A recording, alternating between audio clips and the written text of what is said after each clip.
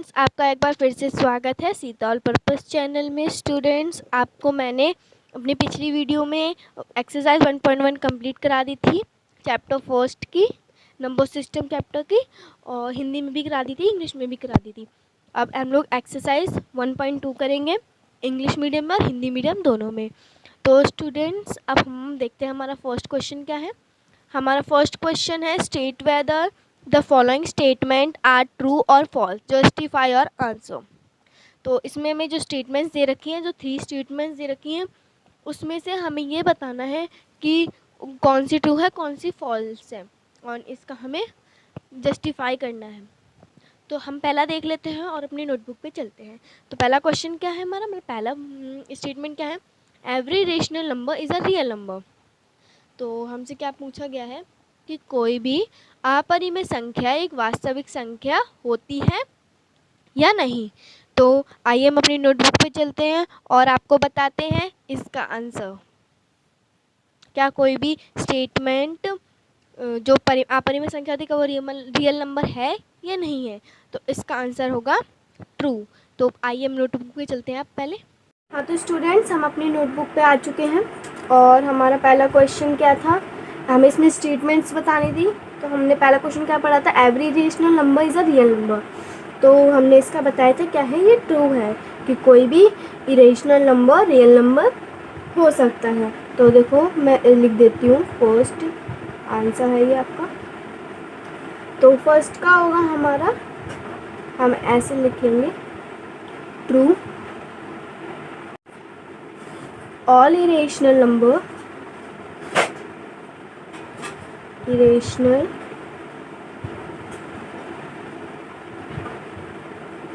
and rational number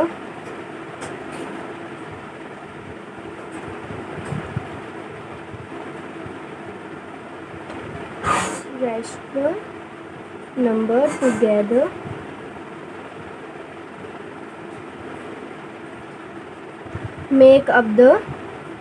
make up the correction of real number।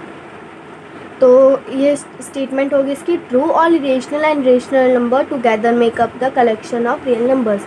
जो irrational numbers हैं और जो रियल रैशनल नंबर्स हैं, वो दोनों मिला के एक समूह बनाते हैं, कलेक्शन बनाते हैं, उनको वो रियल नंबर होते हैं। तो इसको मैं हिंदी में भी लिख देती हूँ, हिंदी मीडियम वाले बच्चे भी इसको देख लें। और तो हिंदी मीडियम वाले स्टूडेंट्स ने, आपका फर्स्ट क्वेश्चन यही था, प्रत्येक अपरिमेय संख्या एवं वास्तविक संख्या होती है या नहीं। तो इसका आंसर लिखते हैं हम, ऐसे लिखेंगे, प्रत्येक अपरिमेय संख्या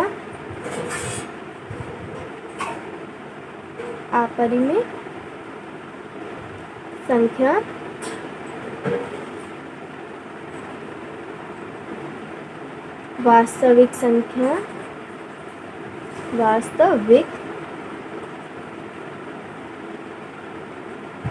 संख्या होती। तो देख लिया होगा आपने स्टूडेंट्स, इसका कारण भी लिखेंगे हम, क्योंकि हिंदी मीडियम वाले बच्चों की में कारण भी पूछा हुआ है। तो इसका कारण होगा क्योंकि अपरिमेय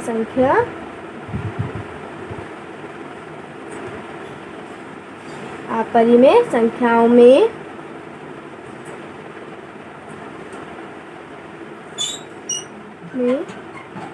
परिमेय संख्याएं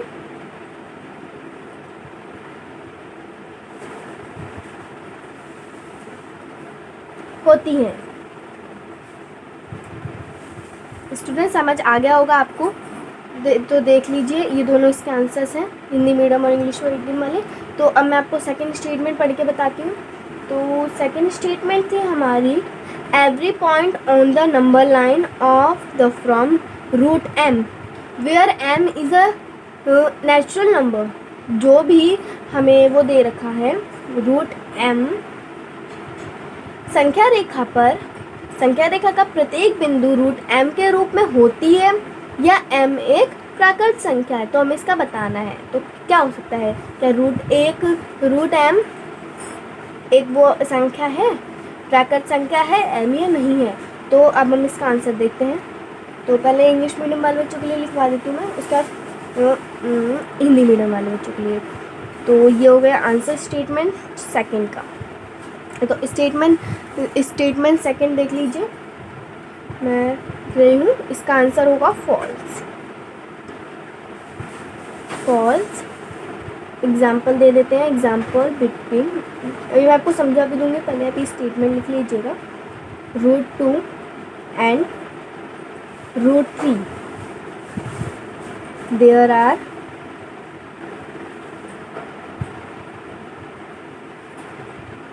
इन्फेंटली। स्टूडेंट्स, अगर आपको मेरी वीडियो पसंद आ रही हो तो प्लीज़ लाइक कर दीजिएगा और मेरे चैनल को सब्सक्राइब भी कर लीजिएगा, जिससे मेरी आने वाली वीडियो की नोटिफिकेशन आपको मिल जाए, और मेरे वो बेल आइकन को भी प्रेस कर दीजिएगा, जिससे मेरी आने वाली वीडियो की नोटिफिकेशन आपको सबसे पहले मिल सके और आप लोग मेरी वीडियो को देख सके और समझ सके। और जिन लोग बच्चों ने मेरी फर्स्ट वीडियो नहीं देखी है, उसका नोटिफिकेशन भी मैं अपने ऊपर दे दूँगी, आप देख सकते हो। तो उसमें से आप वो वीडियो देख लीजिए और आप वो फर्स्ट समझ लीजिए, या फिर आप मेरे डिस्क्रिप्शन में भी मैं लिंक दे दूँगी, आप उसमें से भी देख लीजिएगा। From √m where m is natural number. तो देखिए स्टूडेंट्स, अब मैं आपको इसको हिंदी में समझा देती हूँ, क्योंकि क्या पता कुछ बच्चों को समझ आया हो और कुछ बच्चों को नहीं आया हो। तो इसमें हमें बताया गया है, जो संख्या रेखा है हमारी, संख्या रेखा पर दोनों ऋणात्मक और धनात्मक, मतलब पॉजिटिव एंड नेगेटिव दोनों संख्याएं होती हैं, होती कि नहीं होती। एक संख्या रेखा पर एक तरफ माइनस के होते हैं और एक साइड ऐड के होते हैं, प्लस के होते हैं। और परंतु बिंदु पर वर्गमूल संख्या हो ये असंभव है। क्यों संभव है कि नहीं है, तुम बताओ। जब संभव है ही नहीं, क्योंकि अगर हम लाइन बनाएंगे, तो अगर हम मान लिया हमने ये लाइन बनाई, तो उस पर भी हम लिखेंगे तो 0 1 2 3 एक तो लिखेंगे, यहाँ पे लिखेंगे -1 2 -3, ये थोड़ी लिखेंगे √1 √2 ऐसे तो नहीं लिखेंगे ना हम। तो यही इसमें बताया हुआ है। तो अब इसके जैसे उदाहरण में ले लेते हैं, जैसे √1, तो √1 का क्या हो जाएगा, देखते हैं। √1 का हो जाएगा 1। ओके, तो ये क्या हो गया, ये एक रैशनल नंबर हो गया, है ना।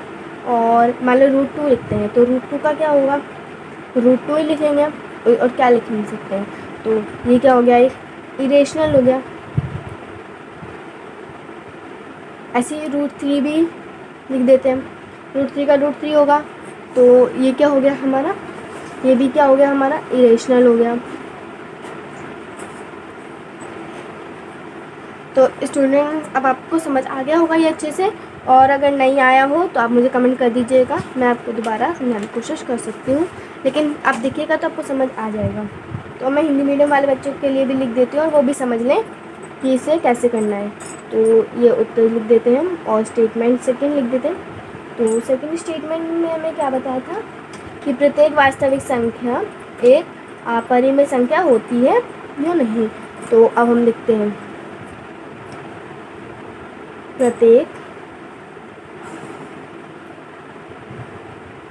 वास्तविक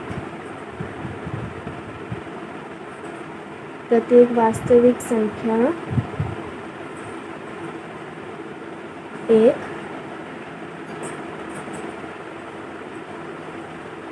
अपरिमेय संख्या नहीं होती। तो ये क्या होगा, ये आ सकते हैं हमारा, मैं यहाँ लिख के देती हूँ। अब आपको आपके में कारण ही पूछा है तो मैं यहाँ कारण भी लिख देती हूँ।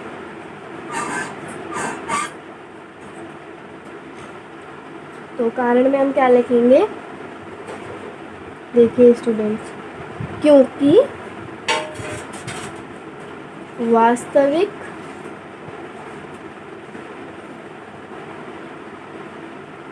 संख्याओं, समझ आ रहा होगा स्टूडेंट्स आपको कि समूह में परिमेय संख्या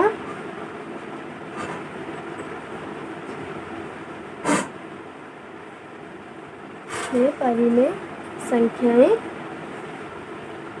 दोनों होती हैं, दोनों ही तो होती हैं एक लाइन में, वास्तविक एक ड्रॉ करेंगे तो उसमें तो दोनों होंगी, अपरिमेय भी होंगे और अपरिमेय संख्या भी होंगी, होती है।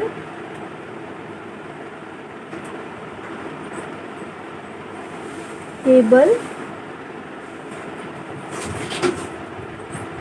अपरिमेय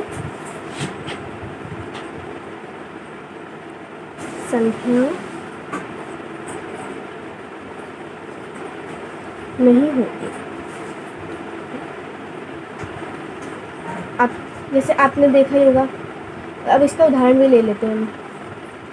एक सभी धनात्मक पूर्णांकों के वर्गमूल अपरिमेय नहीं होते। जितने भी हमारे धनात्मक पूर्णांक हैं, जितने भी, वो कभी भी वर्गमूल अपरिमेय नहीं हो सकते। इसका एक उदाहरण स्टूडेंट, आइए हम लोग नोटबुक की तरफ चलते हैं, हमारी बुक की तरफ। उसमें हम अपना सेकंड क्वेश्चन को रीड करते हैं और उसका आंसर बताते हैं। हमने फर्स्ट क्वेश्चन कंप्लीट कर लिया और आपको समझ भी आ गया होगा आई होप। तो सेकंड क्वेश्चन देखिए, सेकंड क्वेश्चन में हमें दे रखा है are the square root of all positive integers, मतलब जितने भी स्क्वायर रूट्स हैं उनका ऑल, जितने पॉजिटिव इंटीजर्स हैं irrational number. If don't give an example of the square root of a number that is a rational number.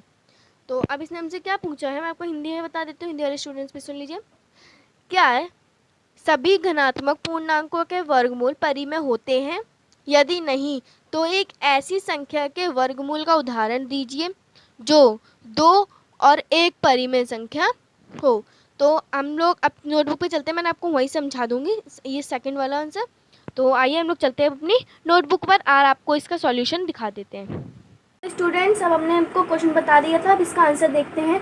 इसका answer होगा square root of positive integer are not irrational. For example √4 is equal to 2 which is irrational number. अब rational number, अब इसमें ये बताया हुआ है हमें कि जो भी, जैसे अब बता देती हूँ मैं आपको, कोई भी धनात्मक पूर्णांक लेते हैं, जैसे धनात्मक मतलब जानते हो ना प्लस, तो कोई भी हम पॉजिटिव इंटीजर्स लेते हैं, जैसे ले लेते हैं हम 1 2 3 4 5 6 7 8 9, 9 का उदाहरण ले लेते हैं।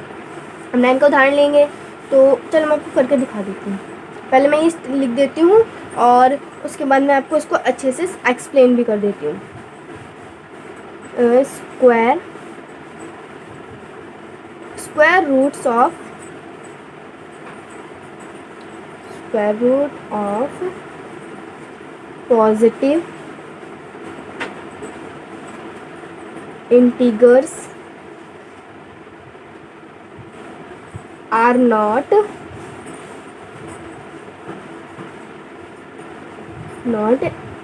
irrational number, irrational।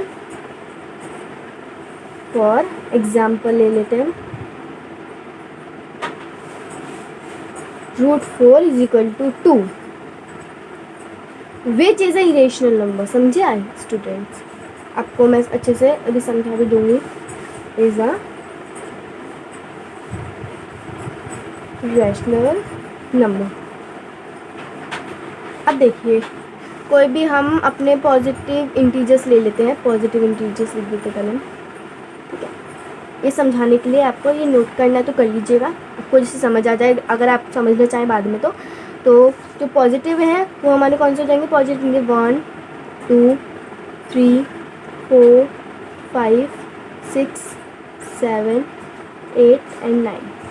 ये हमारे पॉजिटिव इंटीजर्स हैं। अब हम इसको स्क्वायर रूट में लिखते हैं, तो 1 लिखा, ठीक है, तो 1 का तो हमारा 1 आ जाएगा, तो ये तो हमारा रैशनल हो गया, ये हो गया रैशनल। और ऐसे हम √2 लिख लेते हैं, √2 का भी √2 होगा, इसका वो तो होगा ही ना कोई, तो इस ये हो गया हमारा इरेशनल, है ना, इरेशनल। अब हम ऐसे √3 ले लेते हैं, √3 का भी √3 होगा, तो ये भी हमारा सेम टू सेम इरेशनल ही हो गया। और अब हम ले लेते हैं √4। अब √4 का तो हो सकता है क्योंकि 4 है, इसको डिवाइड भी करेंगे, रूट हटा भी देंगे ना, तो भी हमारा 2 आ जाएगा, तो ये तो हमारा 2 बन जाएगा। तो यार ये हो गया हमारा रेशनल। और अब ले लेते हैं हम √5 का, वैसे तो √5 का भी √5 ही होगा, ठीक है। और ये भी हो गया हमारा इरेशनल अपरिमेय संख्या, ये भी इरेशनल हो गया ना स्टूडेंट। ऐसे हम √6 का भी ले लेते हैं। अब √6 का क्या होगा, √6 ये भी क्या हो गया हमारा इरेशनल ही तो होगा। और ऐसे हम ले लेते हैं √7 का, इसका भी √7 ही होगा, देखिए इसका भी √7 होगा, तो ये भी हो गया हमारा इरेशनल। हाँ, और अब हम √8 ले लेते हैं, √8 का क्या होगा, √8 ही होगा ऑफकोर्स, वरना 4 आ जाएगा, तो 4 उसको कोई करने का फ़ायदा नहीं है, तो ये भी इरेशनल ही होगा। ऐसे हम ले लेते हैं √9। अब √9 का तो सीधा 3 बनेगा ना, क्योंकि हमें रेशन, अब ये देखिए पॉजिटिव इंटीजर्स हैं, तो इसमें 3 है ना, तो अगर हम हटा देंगे तो 3 आ जाएगा, ये होगा हमारा रैशनल नंबर। अब हमने कितने रैशनल नंबर निकाले, आप टोटल कर लीजिए। हमने 3 निकाल दिए, 3 निकाल दिए, मैं 2 बोली लेकिन हमने 3 निकाल दिए। अब आप इसको देख लीजिए, आपको समझ आ गया होगा। अब मैं हिंदी मीडियम वाले स्टूडेंट्स को भी समझा देती हूँ और इन्हें लिखवा भी, नोट भी करा देती हूँ, तो यहाँ पे करा देती हूँ। तो अब हिंदी मीडियम वाला देख लीजिए, आपका क्वेश्चन 2 का उत्तर सेकंड ऐसे। तो इसमें हम लिखेंगे सभी धनात्मक पूर्णांक के वर्गमूल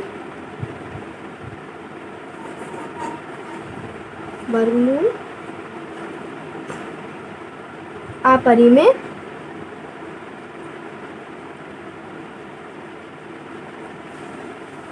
नहीं होते।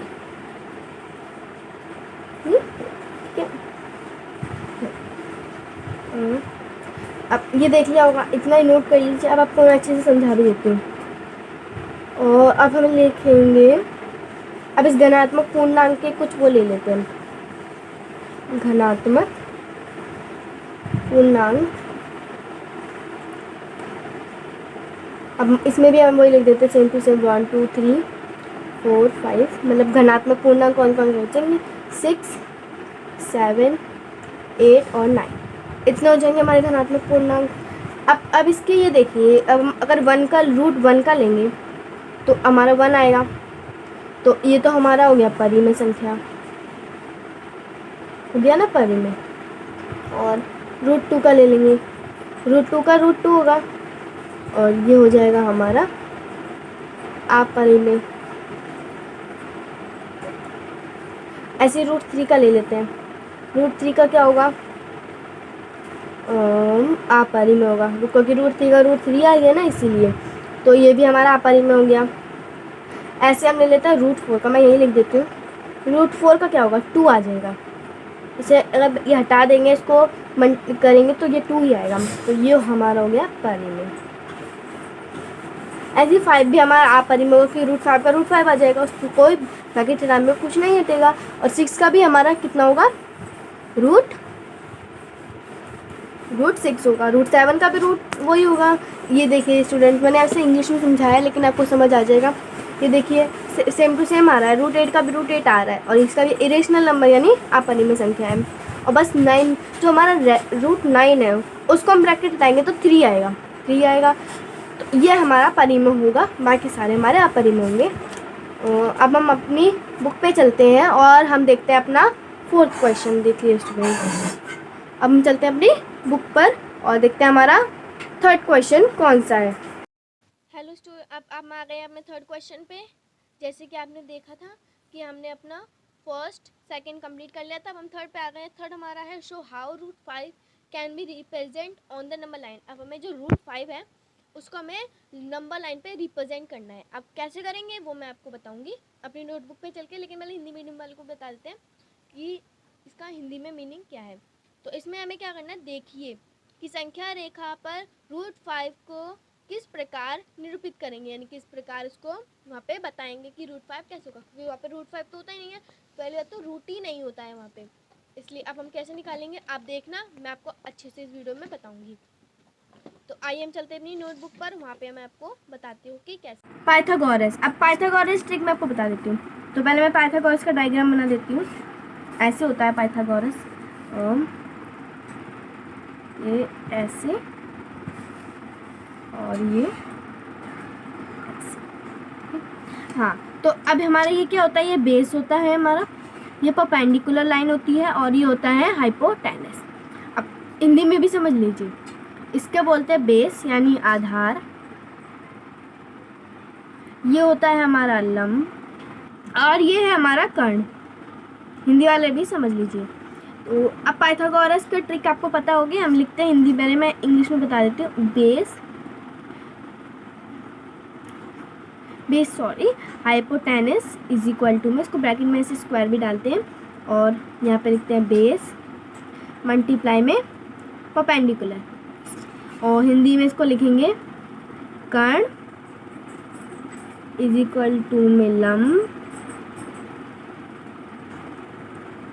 मल्टीप्लाई में आधार।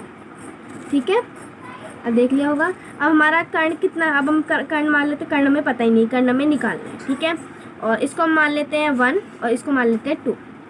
तो हमारा कर्ण तो हमें पता ही नहीं है, तो इसलिए हम इसको ऐसे कर्ण का कर्ण लिख देते हैं। कर्ण इज इक्वल टू में कर्ण, तुम कर्ण का कर्ण लिख देंगे। अब हमारा लंब क्या दे रखा है, हमें 2 दे रखा है और 2, और ये ऊपर भी 2 था, ऐसे लिख देंगे मल्टीप्लाई, और आधार हमने 1 लिखा था तो 1 लिखेंगे और इसके ऊपर वो लगा देंगे। हिंदी मीडियम वाले दोनों समझ लीजिए, कर्ण यानी हाइपोटेनस लिखेंगे, तो यहाँ एच भी लिख देती हूँ। उसके बाद अब हम क्या करेंगे, 2 और 2 क्या हो गया हमारा 4 हो गया, और इसको प्रेस करेंगे 1 और 2, ये इज इक्वल टू हो जाएगा हमारा 1। ओके स्टूडेंट्स, अब 4 + 1 इज इक्वल टू 5, तो हमारा कर्ण यानी हाइपोटेनस क्या आ गया हमारा 5। ठीक है, अब हमें इसको ही उस पर नंबर लाइन पे दर्शाना है। तो क्या करेंगे, पहले हम एक नंबर लाइन बना लेंगे, मैं आपको ऐसे बना के दिखा देती हूँ। ये स्केल से हम एक लाइन खींच लेंगे, 0 से खींचते हैं हम ऐसे 10। ठीक है, और हम 5 को यहाँ पे 0 मान लेंगे, ये हो गया हमारा 1 2 3 और 4 और 5। ठीक है, और यहाँ से भी ले लेते हैं -1 -2 -3 -4 और -5। ठीक है, अब ये जो हमने लाइन खींची थी इसको देखिए, इसके ऐसे नापा हमने बिल्कुल। अब 1 2 3 4 5 यानी ये 0 है, यहाँ पे +1 +2 +3 +4 +5, इसको थोड़ा बड़ा कर देते हैं ऐसे। और यहीं पे -1 -2 -3 -4 और -5। अब हमें क्या करना है, हमने 2 लिया था, तो पहले हमें जो हाइट थी हमारी वो क्या थी हमारी 2, तो 2 सेंटीमीटर, हम 1 सेंटीमीटर ले लेते हैं। पहले हम यहाँ से जो आधार था हमारा 2 सेंटीमीटर का, तो 2 सेंटीमीटर का आधार हो गया हमारा, ऐसे लाइन खींच लेते हैं हम, इसे कर देते हैं जिससे आपको अच्छे से समझ आ सके। और इसके लिए हमें प्रकार चाहिए होगा और स्केल चाहिए होगा, तो हमने प्रकार ले लिया है।